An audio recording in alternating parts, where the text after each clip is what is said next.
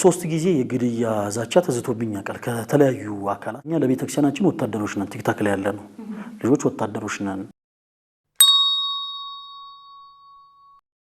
እንኳን ደህና ቆያችሁኝ። ፈለገ አትናቴዎስ እባላለሁ። በኢትዮጵያ ኦርቶዶክስ ተዋሕዶ ቤተክርስቲያን እንዲሁ በትንሹ አገልግሎት ማገለግል ታናሽ ወንድማችሁ። ሆተ ብርሃን ገርጂ ቅድስት ማርያም ቤተክርስቲያን።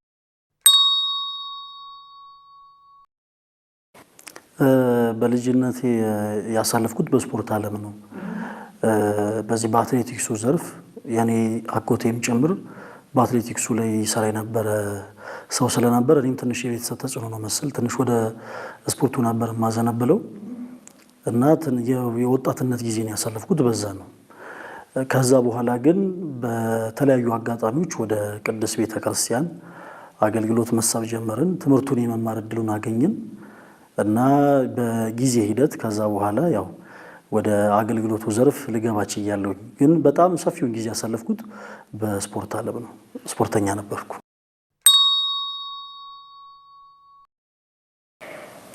እውነት ለመናገር እጅግ በጣም ረዥም ታሪክ ነው፣ ግን ለእኔ ምስክርነትም ጭምር ስለሆነ መናገር የምፈልገው ሀሳብ ነው። ያው ቅድም እንዳልኩት በጣም ረዥሙን ጊዜ ያሳለፍነው በስፖርቱ ዓለም ነው፣ ልጆች እያለን ማለት ነው። እና ከዛ በኋላ ትንሽ የጉርምስናው ጊዜ ሲመጣ መልካም ነገሮች እንዳሉ ሁሉ ደግሞ በተመሳሳይ ክፉ ነገሮችም እንዳሉ መረዳት ጀመረን። በዚህ አጋጣሚ በተለይ በአትሌቲክሱ ዘርፍ የሚሰሩ አትሌት የሆኑ ወንድሞች ያውቁታል። ብዙዎች ይታመማሉ በደዌ ስጋ ማለት ነው። እና ከደዌ ስጋ ደግሞ ሊያነጻን የሚችለው ክርስቶስ እንደሆነ ብዙዎቻችን አናቅም፣ አንረዳም ነበረ። ምክንያቱም ወደ ቤተ ክርስቲያን የሚመራን ሰው ስላልነበረ። ነገር ግን በጊዜ ሂደት እንዳጋጣሚ በጓደኞቻችን ጉትጎታ ጻድቃኔ ማርያም ገዳም ሱባኤ ለመያዝ እንሄዳለን 2007 ዓ.ም ማለት ነው። እና ለፍልሰታ ጻድቃኔ ማርያም ገዳም ሄደን እዛ ከሄድን በኋላ በጣም ብዙ መንፈሳዊ ነገሮችን ተማረን። ቅዱሳን አባቶቻችን በዛ ገዳም ያሉት በቃል አውደ ምሕረት ላይ ሰባኪ ሳይሆኑ በሕይወታቸው ሰባኪዎች ናቸው። ዝቅ ማለትን፣ ትህትናን፣ ጮሆ ሳይሆን ጸጥ ብሎ እርኩስ መንፈስን ማሸነፍን፣ አጋንንትን መቅጣትን ያውቁበታል። እና እዛ ቦታ ሄደን ያየናቸው ነገሮች በአጠቃላይ ወደ ቤተክርስቲያን እንድንመለስ መንገዱን ከፍቶልናል። እና ቤተክርስቲያንን እንዳቃትም በቤተክርስቲያን ውስጥ ገብቼ እንድማርም ወደ አገልግሎቱ እንድገባም ያደረገኝ የመጀመሪያው ምዕራፍ ያ ምዕራፍ ነው። ጻድቃኔ ማርያም ገዳም ሱባኤ የያዝንበት ገዳም ማለት ነው። ያ አጋጣሚ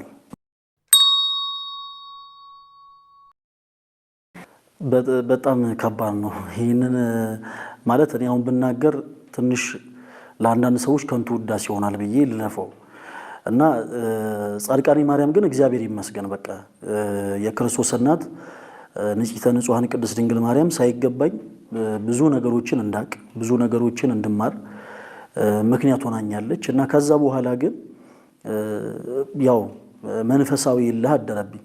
ቤተክርስቲያን ገብቶ የመማር ረፍዷል። ከዛ በኋላ ብዙ ሰው የአብነት ትምህርቱን የቴዎሎጂ ትምህርቱን ለመማር ተስፋ የሚቆርጥበት ጊዜ ነበር እና ቢረፍድም ግን ችግር የለውም። እኔ በጣም እንደውም ደስ የሚለኝ አንድ ክፍል ነበረ። አባ ጊዮርጊስ ዘጋስጫ ለቤተክርስቲያናችን ብዙ መጻሕፍትን ያበረከቱት እኚህ ቅዱስ አባት በረከታቸው ይደርብን። ድቁናን እንኳን የተቀበሉት ማለት ስልጣነ ክህነትን እንኳን ያገኙት ከ40 ዓመታቸው በኋላ ነበር፣ በጊዜ ሂደት ማለት ነው። እና ቢረፍድም ትምህርቱን ተምሮ ማገልገል እንደሚቻል ስላወቅን እንደምንም ብለን የአብነት ትምህርቱን ጀመርን። ከዛ በኋላ ደግሞ ቀስ እያልን የቴዎሎጂ ትምህርቱን ተቀላቀለን ማለት ነው።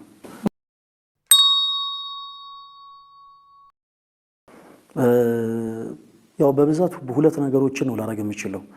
አንደኛ ሁልጊዜ ባለበት የሚቆም ሰው አይራመድም። ስለዚህ የቤተክርስቲያን አገልጋዮች ብንሆንም በተመሳሳይኛም ደግሞ ቁጭ ለመማር ስላለብን በቻልኩት አቅም የቤተክርስቲያናችን ሊቃውንት የሆኑ መምህራነ ወንጌል ያስተማሯቸውን አንዳንድ ትምህርቶችና ስብከቶችን በጣም ረዥም ሰዓት ቁጭ እያዳመጣለሁ። ከዛ ባለፈ ደግሞ ዙሪያ ያሉ የማቃቸው የኔን ክትትል እጅግ በጣም ይፈልጉ ብዙ እህት ወንድሞች አሉ፣ በእኔ ዕድሜ ተመሳሳይ ያሉ ማለት ነው። ስለዚህ ሰፊውን ጊዜ ለነሱ ነው ብዙ ጊዜ የምሰጠው። ማግኘት ያለብኝን አገኛቸዋለሁ። ምናልባት አብረንም የተወሰኑ ገዳማት የተወሰኑ ቦታዎች መሄድም ካለብን አብረን እንሄዳለን። ለመንፈስ ህይወታቸው ለውጥ ሲባል የግድ ላገኛቸው የሚገቡ ሰዎች ካሉ ያው አገኛቸዋለሁ ማለት ነው። ሰፊውን ጊዜ ለራሴና ለነሱ ነው የምሰጠው።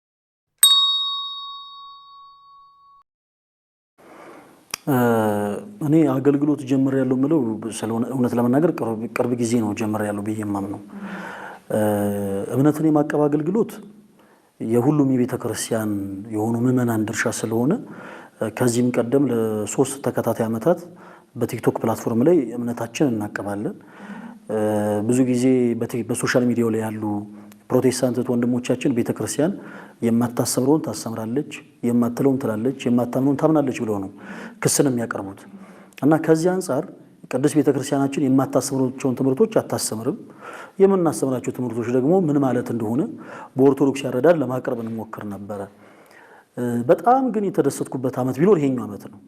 ከምን አንፃር እዚህ በዓለሜ ኮንተንት ላይ ያሉ እህት ወንድሞቻችን ያገኘንበት ጊዜ ስለነበር ማለት ነው።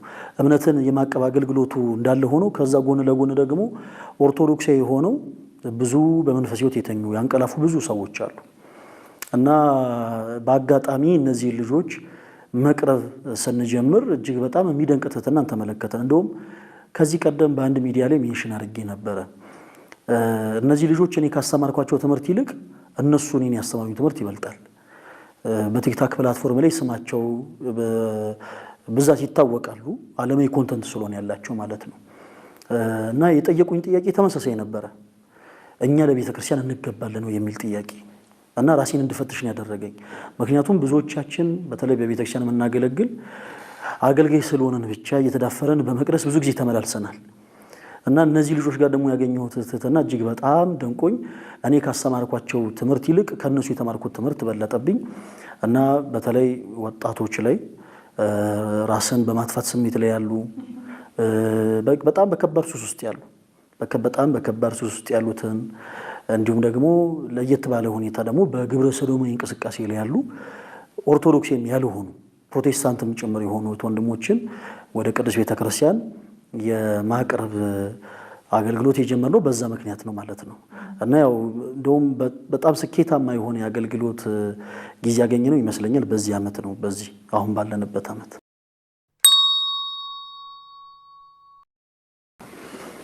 ይሄንን ልኬት በቁጥር ደረጃ መተመን የምንችል አይመስለኝም። እንዲህ ስል እኛ በጣም ትልቅ ስራን የሰራን ሰዎች ነን ማለት አይደለም። እውነት ለመናገር እኔ ሰዎች ብዙ ነገራቸው እየተቀየረ እንደሆነ የማውቀው ከነሱ አንደበት ነው። ድንገት ከላይቭ ስትሪም ስወጣ በውስጥ መስመር ከሚላኩልኝ መልእክቶች እንደ አጋጣሚ ደግሞ ለራሴ ለዕለት ኑሮ ወይም ደግሞ ስል በምገኝባቸው አንዳንድ ቦታዎች ላይ ድንገት በአጋጣሚ የማገኛቸው ባለትዳሮችም ኩዮችም የሆኑ ሰዎች ጭምር ከሚሰጡኝ ሐሳብ እንጂ በእርግጥ ቲክታክ ፕላትፎርሙ ሰዎችን ለመቆጣጠር የሚመች አይደለም። በተፈጥሮ ፕላትፎርሙ ሰዎችን ለመቆጣጠር የሚያመች አይደለም። ብዙ ጊዜ ትኩረት የምናደርግባቸው ሰዎች ከሌላ ቤተ እምነት ወደ ኦርቶዶክስ ቅዱስ ቤተክርስቲያን የሚመለሱት ወንድሞቻችን ላይ ነው። ምክንያቱም እነሱን ሀብተውልና ስመ ክርስትና ካገኙ በኋላ ያው በቃ ከዚህ በኋላ ያው የራሳቸው ጉዳይ ብለን መተው ስለሌለብን በመንፈስ ሕፃናት ስለሆኑ ልክ ሕፃን ልጅ የእናት የአባት የእህት የወንድም ፍቅር እያገኘ እንደሚያርጉሉ እናት በሆነቻቸው በቅዱስ ቤተክርስቲያን ውስጥም ደግሞ እኛ ወንድሞቻቸው ሌሎች እህቶቻቸው እየተከታተልን ነው የምንቆየው እነሱን። ሌሎቹን ግን እውነት ለመናገር በቁጥር ደረጃ ለመተመንም ያከታል። ነገር ግን ከምናየው አንፃር በተለይ ኦርቶዶክስ የሆነ ወጣቱ ትውልድ ላይ ትልቅ ስራን መስራት ችለናል። እግዚአብሔር የተመሰገነ ይሁን። ድሮ በየመንገዱ አለ አይደለ ልክ ክርስቶስን እንሰብካለን ብለው ሰዎችን የሚያበሽቁ ሰዎች አሉ፣ ድምጻቸውን እየቀየሩ በየመንገዱ። እንደዚህ አይነት ሰዎችን ሲያዩ ድሮ ኦርቶዶክስ የሆኑ ሰዎች እንደው አለ አይደል በቻሉት አቅም ይሸሹ ነበር። አሁን ግን እንዲህ አይነት የክህደት ትምህርትን የሚሸሽ ወጣት የለም። በቻሉት አቅም መጽሐፍ ቅዱስን ጥንቅቅ አድርገው የክህደት ትምህርትን ክህደት እውነት የሆነውን ሐሳብ ደግሞ እውነት የሚሉ ሰዎችን ማግኘት ይችላል እና ከምናየው አንፃር በጣም ብዙ የሆኑ ወጣት ወንድሞቻችን ላይ ትንሽ ለውጥ የመጣ ይመስለኛል። እግዚአብሔር ይመስገን። አዎ ወይ እሱ አለ። እኔ እንዲህ አይነቱ ጉዳይ ሌሎች ወንድሞችም ጋር የሚኖር ይመስለኛል። እውነት ለመናገር የኔ ቤተሰብ ተጨንቆ ይሄን ነገር እንደው ትንሽ ሶሻል ሚዲያ ላይ ያለውን ነገር ብትቶ እስከ ማለት ደረጃ የደረሱበት አጋጣሚ አለ። 3 ጊዜ የግድያ ዛቻ ተዝቶብኝ ያውቃል ከተለያዩ አካላት ማለት ነው። ከተመሳሳይ ቤተ እምነት ካሉ 3 ሰዎች ቤተ እምነቱን የማልጠራው ለምንድን ነው? እነዛ ሰዎች ያሉበትንም ቤተ እምነት አይወክሉም ባጭሩ። ግን 3 ጊዜ በተለያዩ ጊዜያት የግድያ ዛቻ ተዝቶብኝ ያውቃል። እንደውም አንዱ ከኢትዮጵያ ውጭ የሚኖር ሰው ነው። እጅግ በጣም ትልቅ አቅም ያለው ሰው ነው እና ገንዘብ ከፍዬ እንዲያስደርጋል ብሎ ቃል በቃል ወደ 2000 አካባቢ ሰዎች ላይፍ ስትሪም ላይ ያሉ ነው የግድያ ዛቻ አንስቶብኝ የሚያውቀው። ግን እግዚአብሔር ይመስገን አንዳንድ ጊዜ እንደው ከምናገለግለው አገልግሎት አንፃር የምናተርፈው ትርፍ ጎልቶ ስለሚታየን ነው መሰል እንዲህ አይነቱ ነገር አያስፈራንም። ግን 3 ጊዜ እንደዚህ አይነት ዛቻ ተዝቶብን ያውቃል። ሌላው ደግሞ በተለይ እዚህ ቀደም ያልኩሽ ዓለማዊ ኮንተንት ላይ ያሉ እህት ወንድሞቻችን ዘፈን በመስፈን ሊሆን ይችላል፣ በመጨፈን ሊሆን ይችላል፣ በተለያየ አይነት ኮንተንት ሰው ላይ ተጽዕኖ የፈጠሩ ሰዎች አሉ በዓለማዊ መንገድ ማለት ነው። እና እነዛ ልጆች ኦርቶዶክስ እስከሆኑ ድረስ እኛ ምን አይነት ዓላማ አለን? በህይወታቸው ክርስቶስን እንዲሰብኩ የማድረግ ለምሳሌ እኛ ወደ መሬቱ ላይ ቆመን ሰባኪዎች ነን፣ ቆመን እንሰብካለን። እነሱ ደግሞ በህይወታቸው ክርስቶስን የሚሰብኩ ሰባኪዎች እንዲሆኑ ስለምንፈልግ እናቀርባቸዋለን። በዚህ ሰዓት እንደው ስሟን ሜንሽን አድርገው በጣም ስለምወዳት አትሌት ነበርኩ ብዬሽል። አትሌት መሰረት ደፋር በአንድ ወቅት አንድ ትልቅ የኦሎምፒክ ውድድር ስታሸንፍ ቀጥታ ያደረገችው ነገር ከአንገቷ የእናታችን የእመቤታችን የቅድስት ድንግል ማርያምን ስላድኑ አውጥታ ነበር ያሳየችው። አሁን ይሄ በህይወት መስበክ ይባላል። በሰማዕት ነች ማለት ነው። ሰማ ማለት የግዕዝ ቃል ነው። ወደ መረኛ ሲተረጎም መሰከረ ማለት ነው። እና ስለ ቤተ ክርስቲያኗ ስለ እምነቷ መሰከረች ማለት ነው። እነዚህም ወጣት የሆኑ ወንድሞቻችን ደግሞ በተመሳሳይ ኦርቶዶክስ ቅድስት ቤተ ክርስቲያን የምታስተምረውን ትምህርት በህይወታቸው አጉልቶ እንዲያሳዩ እንፈልጋለን እና እነዛ ልጆች ላይ ትልቅ ስራ እየሰራን ወደ መንፈሳዊ ዓለም በሳብናቸው ቁጥር ልክ በተመሳሳይ እንዲሁ አንድ ሰው ዛቻን ዝቶብኝ ያውቃል። ነፍስ እስከ ማጥፋት የሚደርስ ነገር ሳይሆን ግን እንዲሁ ከነሱ አካባቢ እንድንርቅ እነሱ አጠገብ እንዳንደርስ። እንግዲህ ልጆቹ ኦርቶዶክሳዊ ናቸው። ኦርቶዶክሳዊ ወንድሞቻችን ሆኖ ሳለ ግን ከነሱ አጠገብ እንድንርቅ እንዲህ አይነት ዛቻም ደርሶብን ያውቃል። በነፍስ ማጥፋት ግን 3 ጊዜ ተዝቶብኝ ያውቃል። አዎ እስቲ ከእግዚአብሔር ጋር እግዚአብሔር ከፈቀደው ያሰብነው ነገር አለ። ቅድም እንዳልኩሽ በዚህ አጋጣሚ ስማቸውን ልጥራ። ለምን መሰለሽ ቤተክርስቲያናቸውን ያከበሩ ልጆች ናቸው። በኋላ ላይ ጠቅሰዋለሁና በቲክታክ ፕላትፎርም ላይ ቤታዮ የምትባል እህታችን ነጃኒ ነፊዮና ሄኒ የመርካቶ ይሄ የካጀማ የሚባሉ ልክ እንዲህ አይነት ስም ያላቸው ያው የቲክቶክ ስም ስለሆነ ለየት ይላል እና ልክ እንዲህ አይነት ስም ያላቸው ብዙ እህት ወንድሞቻችን አሉ። ቅድም እንዳልኩሽ እኔ እነዚህን ልጆች ወደ ቤተ ክርስቲያን ለማቅረብ በሞከርኩኝ ቁጥር አንዳንድ ጊዜ መልካም ሐሳብ እንዳለ ሁሉ ነቀፌታም አለ። እንዴት ከነዚህ ሰዎች ጋር እንዴት አብረህ ትቀመጣለህ የሚሉ ሰዎች አሉ። ከንሳ ጋር ተያይዞ ብዙ ጊዜ ስሟን ማነሳት አንዲት የቤተ ክርስቲያናችን ቅድስት እናት አለች፣ ማርያም ዘነይን የምትባል ማለት ነው። ማርያም ዘነይን የእሷ ወደ ክርስቶስ መመለስ በንስሐው መመለስ ለየት የሚያደርገው ታሪኳ ምንድነው? ክርስቶስ በምድረ ሥጋ በነበረበት ዘመን የነበረች ቅድስት እናት ነች እና አንድም ቀን ግን ክርስቶስ ያስተማረውን ትምህርት ሰምታ አታውቅም። አንድም ቀን የክርስቶስን ደምግባቱን ተመልክቶ አታውቅም። እና በመስታወት ራሷን እየተመለከተች ነው የተጸጸተችው። እናንተ አይኖቼ ነገ እኮ ፈሳሾች ናችሁ፣ እናንተ ጉንጮቼ ነገ እኮ ወዳቂዎች ናችሁ እያለች ለእያንዳንዱ ዋሳቶቿን ወቀሰን አቀረበች። ይህን ካደረገች በኋላ የወሰነችው ውሳኔ ልክ አለደለ በእግዚአብሔር የሚያምኑ ሰዎች የሚለብሱትን አይነት አለባበስ መልበስን አይደለም። ከነማንነቷ ከነ ተቀደደ ጨርቋ ወደ ሽቶ ነጋዴ ዘንድ ሄዳ ሽቶን ገዝታ ወደ ክርስቶስ ኢየሱስ እግር ስር ወድቃ አልቀሳ በእግሮቹ ሽቶ ልታርከፈክፍለት ነው ያሰበች። እንደውም እጅግ በጣም ደስ የሚለኝ ጥንካሬዋ ሽቶ ለመግዛት ወደ ሽቶ ነጋዴ በቀረበች ጊዜ ሽቶ ነጋዴው ሊያፌዝባት ሞከረ። አንዳንድ ጊዜ ልክ ወደ ቤተክርስቲያን እንዲህ ልንመለስ ስንል የድሮ ማንነታችንን መጥቀስ የሚፈልጉ ሰዎች አሉ እና ሊያፌዝባት ሊቀልድባት ሞከረ፣ ቀጸበባት። ማርያም ከምትወጃቸው ወንዶች መካከል አንዱ ሞቷል እንዲህ አላት። የዚህን ጊዜ ማርያም ዘነይን አዎ ከምወዳቸው እጅግም አብልጬ ቦታ ከምሰጣቸው መካከል አንዱ ሞቷል፣ እርሱም ኃጢአቴ ነው አሁን ልቀብረው እየሄድኩ ነው አለች እና ሽቶ ገዝታ ወደ ክርስቶስ ኢየሱስ ዘንድ ቀርባ በእንባዎቹ እግሮቹን አጥባ ሽቶ አርከፈከፈችለት። ይቺ ሴት ወደ ክርስቶስ ስትቀርብ ልብሷን አይደለም የቀየረችው፣ ውስጤ ማንነቷን የቀየረችው። ቀድሞ የነበረ ህይወቷ ዓለማዊ ህይወት ነበረ፣ ስጋ የሚሸት። የቀየረችው ከላይ ያለን የተቀደደን ጨርቅ ሳይሆን ውስጤ ማንነቷን ነው። እና በቤተ ክርስቲያናችን አንዳንድ ጊዜ እናውቃለን የሚሉ እንደው ስርዓትን ለሰዎች ስለተናገሩ ብቻ ጽድቅን የሰሩ የሚመስላቸው አንዳንድ ሰዎች አሉ። እና በዚህ አጋጣሚ ይሄ ስህተት ነው። ከውጭ የሚመጡ ወንድሞቻችንን በጣም በፍቅር ነው ልንቀበላቸው የሚገባው። ለምንድን እነሱ በመንፈስ ህፃናት ስለሆኑ። ጸጉሩን ድሬድ ያደረገ ሰው፣ ይሄ በተለምዶ ራስታ የሆነ ሰው፣ ሲጋራ የሚያጨስ ሰው፣ በተለያየ አይነት የዝሙት ህይወት ውስጥ ያሉ እህቶቻችንም ጭምር ወደ ቤተክርስቲያን ቢመጡ ከመምጣታቸው ስርዓትን ልንጭንባቸው አይገባም። ለምንድን እናምናለን ምን ብለን በቤተ ክርስቲያናችን ውስጥ ያለው ቃል የቅዱስ ጳውሎስን ልብ የነካ ቃል ነው። በቃ ከነማንነታቸው ይምጡ ራሳቸው ከዛ በኋላ መቶ ያለባቸው ልምድ እየተውት ይሄዳሉ። እና እነዚህ እህቶች ወንድሞች ቅድም የጠራውልሽ ስለሆነ ከነሱ የተማርኩት ነገር ይበዛል እኔ ካስተማርኳቸው ይልቅ። በጣም ትሁት ናቸው። በጣም እኛ ለቤተ ክርስቲያን እንገባለን ወይ የሁሉም ጥያቄ ጠየቁኝ። እንደውም ሄኒ የመርኬ በዚህ አጋጣሚ እኔ ቪዲዮውን ኬት እንደማገኝ አላቅም እንጂ ያሳያቸው ነበርና ሄኒ የመርኬ የሚባል ልጅ እንግዲህ ሱሰኛ ነው፣ ጫት ይቅም የነበረ ወንድማችን ነው። እና እኔ ቀስ እያደረኩኝ ምንድነው ማደርገው አገኛቸውና እስቲ አንድ ዝማሬ ዘመሩ።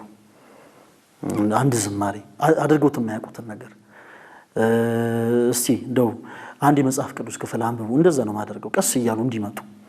እና ያ ልጅ ወዲያውን ያደረገው ነገር እኔ አላልኩትም፣ ውሃ ጠጥቶ ተግሞጥሙጦ አፍ ውስጥ ያለውን ጫት በአጠቃላይ ጥሎ ነው ዝማሬ ሲዘምር የነበረው። ይህ ሰው ያከበረው ፈለገ አትናቴዎስን ሳይሆን ቤተክርስቲያኑ ነው። ይህ ሰው ያከበረው ሰውን ሳይሆን የሚከታተሉትን ታች ያሉትን ሌሎች ምዕመናን የሆኑ ወንድሞችን ሳይሆን ቅዱሳንን ነው። እና ልክ እነዚህ ወንድሞቻችን ላይ ልንሰራ ያሰብነው ትልቅ ነገር አለ። እንግዲህ ጊዜ ከረዳን ቀደም እንዳልኩት እያንዳንዱ ኦርቶዶክስ የሆነ ወጣት በህይወቱ ሰባኪ መሆን አለበት። በነገራችን ላይ ወንጌል በህይወት ከሚሰበክባቸው መንገዶች ውስጥ አንዱ ትዳርም ጭምር ነው። ብዙዎቹ ወጣቶች ናቸው እና ነገ ከነገ ወዲያ ሲያገቡ የጋብቻ ስርዓታቸውን በቤተክርስቲያን እንዲፈጽሙ የተለያዩ ሁኔታዎች ላይ ብቻ ቤተክርስቲያንን እናት አድርገው እንዲጠጉ የተቻለን ያክል ለመስራት እያሰበን ነው። እንግዲህ ያው የእናንተም ጸሎት ያግዘን። እንደ እግዚአብሔር መልካም ፈቃድ ግን ሌሎችንም ሐሳቦች ያስበናል። ያው ነገሮች ከተሰኩ በኋላ ይፋ ብናደርገው ይሻላል ብለን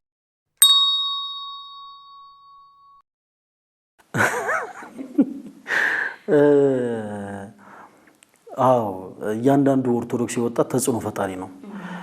ፈለገ አትናቴዎስ ተጽዕኖ ፈጣሪ የሆነው የክርስቶስ ኢየሱስ ልጅ ስለሆነ ነው። ክርስቶስ ኢየሱስ የመሰረታት የዚህ ቅዱስ ቤተክርስቲያን ልጅ ስለሆነ ነው። በቃ አለቀ። ኦርቶዶክስ ቅዱስ ቤተክርስቲያን እናቱ ስለሆነች ነው ተጽዕኖ ፈጣሪ ሆነው እና ፈለገ አትናቴዎስ ብቻ ሳይሆን ሁሉም ኦርቶዶክስ የሆኑ እህት ወንድሞቻችን በነገራችን ላይ ተጽዕኖ ፈጣሪዎች ናቸው። በተለያየ አይነት መንገድ ቲክታክ ፕላትፎርም ላይ ፕላትፎርሙን ከዓለማዊ ኮንተንት ይልቅ ለመንፈሳዊ ኮንተንትነት እንዲያመዝን ያደረጉ ብዙ ወንድመቶች አሉ እና እነዛ እህት ወንድሞቻችን በአጠቃላይ ተጽዕኖ ፈጣሪዎች ናቸው። በነገራችን ላይ ቋንቋ በሶስት ይከፈላል። አንደኛው ቋንቋ ይሄ ሊተራል ላንጉዌጅ የምንለው ነው። ቤተክርስቲያናችን በሁሉም ቋንቋዎች ትሰብካለች፣ በሁሉም አይነት ቋንቋ። ሁለተኛው ቋንቋ ደግሞ የምልክት ቋንቋ ነው። ያው እንደምናውቀው በምልክትም ጭምር እኛ ኦርቶዶክሲያን እንሰብካለን። ብዙ ጊዜ ይሄ ኦርቶዶክስ ቤተክርስቲያን የአደባባይ ስብከትን አሰብከም የሚሉ ሰዎች አሉ ሳያውቁን። ግን ቤተክርስቲያናችን በአደባባይ ላይ ወንጌልን ትሰብካለች። በተለይ በአደባባይ በመናከብራቸው በዓላቶች ላይ በሊተራል ቋንቋ ብቻ ሳይሆን በምልክት ቋንቋም ጭምር ወንጌል ይሰበካል። ለምሳሌ ባሳለፈው የመስቀል በዓል ወደ 6000 የሚጠጉ ሰንበት ተማሪዎች ነጭ ለብሰው ነበረ በዛ ዕለት የተገኙት። ዛሬ እኔና አንቺም እዚህ ቦታ ስንገኝ ነጭ ነጠላ ለብሰን የተገኘ ነው። ነጭ ለብሰን ስንገኝ እንዲያምርብን ሳይሆን በምልክት ቤተክርስቲያናችን ሰባኪ ስለሆነች ነው። ጌታችን ኢየሱስ ክርስቶስ የማይሞቱ አምላክ ሞትን ሞቶ ከድቅድቅ ጨለማ ወደሚደነቅ ብርሃን እንዳሸጋገረን ስለምናምን ያንን ስናጠይቅ ነጭ እንለብሳለን፣ ስንዘምር እናሸበሽባለን አይደል? ከግራ ወደ ቀኝ እያደረግን ጌታችን ኢየሱስ ከሊጦስ ጥር አደባባይ እስከ ቀራንዮ ድረስ ክፉ አይሁዶች፣ ጻይት ፈሪሳውያን ወዲያ እያረጉ ያንገላቱ እንደወሰዱት እያሰብን እናሽበሽባለን። በዝማሪያችን ሁሉ ሳይቀር ከሕማሙ ጋር እንተባበራለን ማለት ነው። ከዛ ደግሞ እናጨበጭባለን። ስናጨበጭብ አባ ሕርያቆስ በቅዳሴው የሚፈራ ግሩም ነው፣ በእኛ ዘንድ ግን ትሑት ነው ያለው ጌታ በሰው እጅ በጥፊ መጽፋቱን እያሰብን እናጨበጭባለን። በምልክትም ቤተክርስቲያናችን ሰብካለች፣ ስለ በሆነ ቋንቋም ቤተክርስቲያናችን ሰብካለች። እና ይሄን ሁሉ ሐሳብ ያነሳሁት ምንድነው ሊተራል በሆነ መንገድ ቃል በቃል በሆነ መንገድ በምልክትም ቋንቋ በተለያየ አይነት መንገድ ቤተክርስቲያንን የሚሰብኩ ምዕመናኖች አሉ። በጣም ቁጥራቸው ቀላል ያልሆነ ማለት ነው። እያንዳንዱ ኦርቶዶክሳዊ የሆነ ሰው በአጠቃላይ በህይወቱ የክርስቶስ ኢየሱስን ወንጌል ሰባኪ ነው። ለሰው በነገራችን ላይ ሰው ስለማይነግረው እንጂ እንደው አንዳንድ ጊዜ ነጠላ ለብሰው ልጆቻቸውን በአጠቃላይ ይዘው ሰዎች ቤተክርስቲያን ሲሄዱ እገሌን ተመልከቱት እነሱ እኮ ኪዳን አራሾች ናቸው ይባላል። እነገሌን ተመልከቷቸው እነሱ እኮ ቅዳሴ አስቀዳሾች ናቸው። እነገሌን ተመልከቷቸው የተቸገረ ይረዳሉ፣ የተራበ ያበላሉ ይባላል። እነዚህ ሰዎች በህይወታቸው ምን ሆኑ ማለት ነው? ሰባኪዎች። እና ክርስቶስን ባላመኑ ኢያማን ላይ ምን ሆኑ ማለት ነው? ተጽዕኖ ፈጣሪዎች። ስለዚህ እያንዳንዱ የቤተ ክርስቲያን ልጅ ተጽዕኖ ፈጣሪ ነው ለማለት ፈልጌ ነው። እኔ ብቻ አይደለም። አንዳንድ ጊዜ ምን አለ መሰለሽ እኔ አሁን ማለት የምፈልገው ብዙ ጊዜ ሰው እንደዚህ ይላል። ብዙ ነገሮችን ከኛ ቲክታክ ላይ ካሉት ወንድሞች ብዙ ነገሮችን መስማት እንዴት እናደርግ ምናምን የሚሉ ሐሳቦችን ብዙ ጊዜ ይነሳሉ። እኛ ለቤተክርስቲያናችን ወታደሮች ነን። ቲክታክ ላይ ያለ ነው ልጆች ወታደሮች ነን። በዛ ለመሰለው ልክ በጦርነት ጊዜ የአንድ ሀገር ወታደር መግለጫ እንደማይሰጥ ሁሉ በተመሳሳይ እኛም የቤተክርስቲያን አቅጣጫ እንዲሁን ብለን ሐሳብ መስጠት አንችልም። ጀስት የቤተክርስቲያን ልጆች ነን። ቤተክርስቲያን ጄነራሎች አሏት፣ ሊቃውንቶች ማለት ነው። ማለት እኛ እንደው ለአንድ ለክደት ትምህርት አናንስም ብለን ከአባቶቻችን ጄነራል ከሆኑት ሊቃውንቶች የተማርናትን ሐሳብ መልሰን ተናገረን እንጂ ያን ያክል ቤተክርስቲያንን ጠንቅቀን የምናውቃት የተማርናት አይደለም። ቤተክርስቲያን ባሕረ ጥበባት ነች። እንኳን እኛ ገና ትንሹ አገልግሎት ላይ ያለነው ይቅርና ሊቃውንት የሆኑት እንኳን ገና ተምሯት አልጨረሱም። ባሕረ ጥበባት ነች ቤተክርስቲያን። ስለዚህ ለሁሉም ኦርቶዶክስ ለሆነ ምዕመን ምርጫው በእጁ ነው። በዩቲዩብ በቲክታክ ፕላትፎርም በተለያዩ አማራጮች የሊቃውንት ቤተክርስቲያን የሆኑ ሐሳቦችን በአጠቃላይ ማለትም የቤተክርስቲያናችን ሊቃውንቶች የሚሰጧቸው ምክሮች የሚያስተምሯቸውን ትምህርቶች በቀጥታ ሊያገኙባቸው ስለሚችሉ እነሱን ቢመለከቱ መልካም ነው እላለሁ። አንዳንድ ጊዜ እኛ ልጆች ስለሆንን አለ አይደል እንደው ልጅ ሊያጠፋ ሊሳሳት ይችላል። ብዙ ጊዜ ቲክታክ ፕላትፎርሙ ላይ እንደው በአገልግሎት ስናገለግል ትንሽ አንዳንድ ጊዜ ቆጣ የሚያረጉ ስሜት የሚያረጉ ሐሳቦች ስለሚኖሩ እንዲህ አይነት ድክመቶች እኛ ጋር ስላለ አይደለ እኛ ስንወድቅ ሰውም አብሮ እንዳይወድቅ ቤተክርስቲያን ጄነራሎች ስላሏት እነዛን ጄነራሎችን ቢሰሙ ባጭሩ እኛ የቤተክርስቲያን ወታደሮች ነን። ቤተክርስቲያናችን ደግሞ ጄነራሎች አሏት። ስለዚህ ሐሳብ ምክሩን ከጄነራሎች ቢሰሙ መልካም ነው እላለሁ። አዎ ከዚህ በኋላ ያሰብናቸው ነገሮች ምንድነው? ቲክታክ ላይ ያሉት ወንድሞች ሁሉ በየጸጋቸው ሁሉም የተለያየ ጸጋ አላቸው። ቅዱስ ጳውሎስ መንፈስ ቅዱስ አንድ ነው፣ የመንፈስ ቅዱስ ስጦታ ግን ልዩ ልዩ ነው እንዳለ ሁሉም በእርግጥ ያሰቡት ሐሳብ አለ። እንደ ግል እኔ አሁን ቅድም እንዳልኩሽ ያሰብኩት ትልቅ ሐሳብ አለ። የሐሳብ ምንድነው? በዚህ በዓለም ሕይወት ላይ ያሉ ወጣት ወንድሞቻችንን ከኃጢአት አጥቦ ሊያነጻ የሚችለው ክርስቶስ ኢየሱስ ብቻ እንደሆነ አውቀው ተረድተው እንዲቀርቡ የማድረግ ቢያንስ በዓመት አንድ ጊዜ ቅዱስ ሥጋውን ክቡር ደሙን እንዲቀበሉ የማድረግ ዓላማ ይዘናል እግዚአብሔር ከፈቀደ። ብዙ ጊዜ መቼም ከብረት ዝገት ከእንጨት ጭስ ከሰውም ስህተት አይጠፋምና በኃጢአት መንገድ ስንመላለስ ሰዎች ሁለት አይነት ጸጸትን ይጸጸታሉ። አንደኛው ጸጸት መልካም ጸጸት ነው። ሁለተኛው ደግሞ መጥፎ ጸጸት ነው። መጥፎ ጸጸትን ሰዎች ሲጸጸቱ ራሳቸውን ትንንሽ በሆኑ ነገሮች መደበቅ ይፈልጋሉ። አሁን እነዛ እህት ወንድሞቻችን ላይ ነው መስራት የምፈልገው። በጣም መጥፎ የሆነ ጸጸትን ይጸጸቱና ሰዎች ሰላምን ሲያጡ የሰላሙ ጌታ መድኃኔ ዓለም ክርስቶስ መሆናቸውን ይረሱና በመጠጥ ቤት ራሳቸውን መደበቅ ይፈልጋሉ። በጭፈራ ቤቶች፣ በምሽታ ቦታዎች፣ በተለያዩ ነገሮች ራሳቸውን መደበቅ ይፈልጋሉ። በዚህ በዮሐንስ ወንጌል ምዕራፍ 13 ከቁጥር 6 ጀምሮ ጌታችን መድኃኒታችን ኢየሱስ ክርስቶስ ማበሻ ጨርቅን ወስዶ የሐዋርያትን እግር ሲያጥብ ጴጥሮስ አንተማ እኔን አታጥበኝም አለው ስለተተና እና የዚህን ጊዜ ጌታችን ኢየሱስ እኔ ካላጠብኩ ድል ፈንታ የለህም ነው ያለው። እኔ ካላጠብኩ አጠራም ነው ያለው። የዚህን ጊዜ ሊቀ ሐዋርያት ቅዱስ ጴጥሮስ ጌታ ወይ እንደዛማ ከሆነ እግሬን ብቻ አይደለም እጄንና ፊቴን መላ ሰውነቴን እጠበኛለሁ። ምን ማለት ነው? በነፍስ ድፋምነት ስሜት ሲሰማን ከኃጢአታችን አጥቦ ሊያነጻን የሚችለው ክርስቶስ ኢየሱስ ብቻ ስለሆነ ወደ እርሱ ነው ልንቀርብ የሚገባው። ስለዚህ ሰዎች መልካም ጸጸትን ሲጸጸቱ ሩጫቸው ትንንሽ ወደሆኑ ቦታዎች ሳይሆን ወደ ክርስቶስ ኢየሱስ ይሆናል ማለት ነው።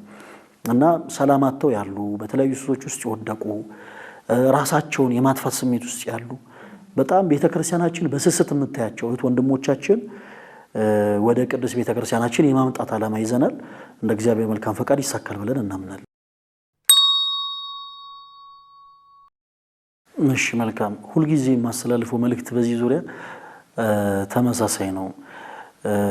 ቅድም እንዳልሽው በተለያየ ቦታ ላይ በዚህ ሰዓት ተስፋ ቆርጠው ሰላም አጥተው በብዙ ነገሮች አዝነው ትዳር ያላቸው በትዳራቸው፣ ጮኛ ያላቸው በጮኝነት ህይወታቸው፣ ትምህርት ስራ ያላቸው በትምህርታቸው በስራቸው ተስፋ የቆረጡ በጣም በብዙ አይነት ህይወት ውስጥ ያሉ ወንድሞቻችን ይኖራሉና ሁልጊዜ አንድ ምላት ሐሳብ አለች። ሰላም ያጣን ሰዎች በቃ ለሁለት ደቂቃ ብቻ ቤተክርስቲያን ገብተን ቁጭ እንበል።